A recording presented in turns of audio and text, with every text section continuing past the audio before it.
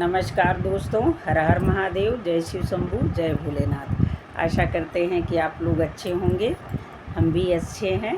हम आप लोगों को एक छोटी गौरैया का दृढ़ निश्चय की कथा शिव चर्चा में सुनाने जा रहे हैं। गौरैया कैसे समुद्र सुखाने का दृढ़ निश्चय कर लेती है। अगर मेरी कथा को पूरी सुनिएगा, आधा अधूरा सुनने से शिव गुरु का अपमान होता है। अब हम कथा पर चलते हैं। एक बहुत समय पहले की बात है। एक छोटी सी गौरैया थी जिसने समुद्र के किनारे एक गड्ढे में अपना घोंसला बना लिया था। उसी में वह 2 अंडे दी थी। गौरैया सोचती थी, यहाँ किसको क्या पता है कि मैंने अंडे दिया है। गौरैया दाना चुगने के लिए चली जाती है, लेकिन उसे बहुत देर हो जाती है। दाना चुगते चुगते वह शाम को घर वापस आती है। जब शाम को घर वापस आती है तो देखती है उसके अंडे वहाँ पर नहीं थे। गौरैया अपने अंडों को ढूंढने लगती है कि मेरे अंडे कहाँ गए। इसके बाद वह देखती है कि समुद्र देव हंस रहे थे। गौरैया छोटी सी समुद्र देव के पास गई और बोली कि तुम हंस क्यों रहे हो, क्या तुमने मेरे अंडे चुराए हैं? समुद्र देव बोले कि मैं तुम्हारे अंडे क्यों चुराऊंगा, मुझे क्या पता, जहाँ हो जाओ ढूंढ लो। गौरैया क्रोधित हो गई क्योंकि उसके अंडे मिल नहीं रहे थे। गौरैया बोली कि तुम्ही ने मेरे अंडे चुराया है।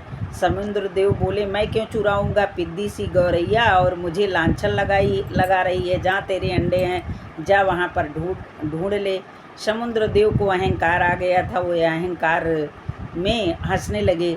गौरैया बोली मैं आपको सुखा दूंगी, ये मेरा दृढ़ निश्चय है। समुद्र बोले समुद्र देव की जाओ जाओ पिद्दी भर की गौरैया, जाओ सुखा लेना, देखता हूँ।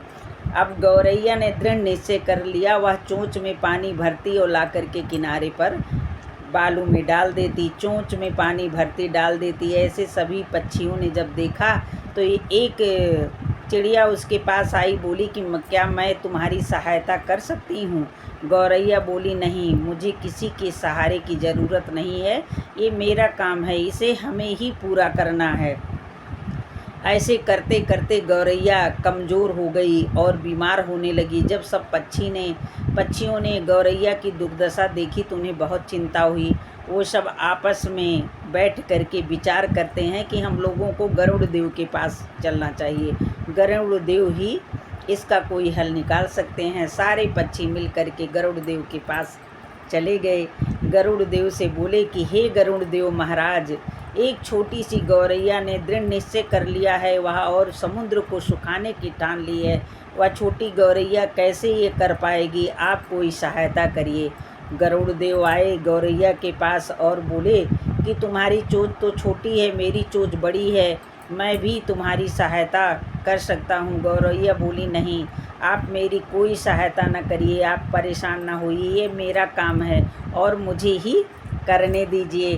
गरुड़ देव सोचने लगे कि चिड़िया अपने बच्चों की वजह से गुस्से में है और यह अभी किसी की बात को नहीं सुनेगी। पक्षीराज गरुड़ देव सोचे कि अब हमें नारायण के पास चलना चाहिए। पक्षीराज गरुड़ देव जी श्री हरि के पास पहुँचे, उनको प्रणाम किए। श्री हरि जी बोले गरुड़ देव बताइए कैसे आना हुआ?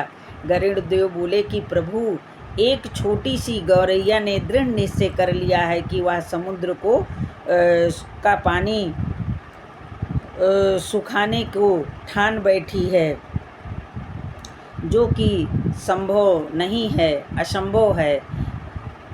ये गौरैया कितने विश्वास के साथ निरंतर अपना कार्य कर रही है, इसकी दृढ़ता देखकर मैं अति प्रसन्न हूँ और मैं गौरैया के साथ हूँ।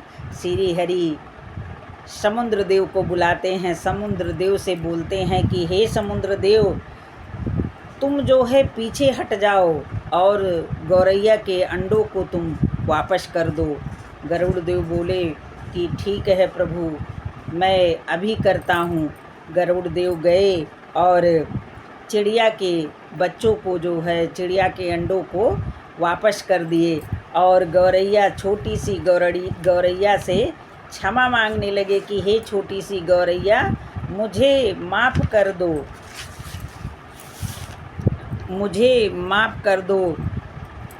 तो गौरैया बड़ी खुश हुई। उसने बोला कि मैंने कर दिखाया, क्योंकि मन में अगर विश्वास है, अगर किसी काम को करने के लिए इस कथा से एक बात साबित होती है, अगर हम दृढ़ निश्चय कर लें तो कोई भी काम असंभव नहीं है।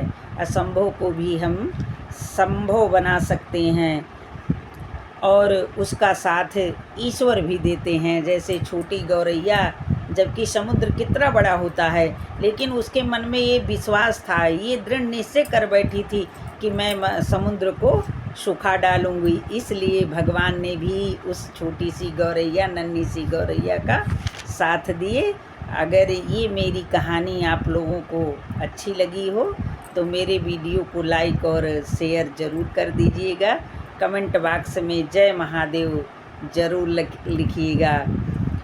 भोलेनाथ का नाम लिखने से, पढ़ने से हमारे सारे दुख दर्द दूर हो जाते हैं। जैसे उस छोटी सी गौरैया की रक्षा प्रभु किए, वैसे हम लोगों के भी सिर पर भोलेनाथ का हाथ जो है हमेशा बना रहे। हमारे सभी भक्त खुश रहें और प्रसन्न रहें। ये मेरी कथा ज़रूर सुनिएगा।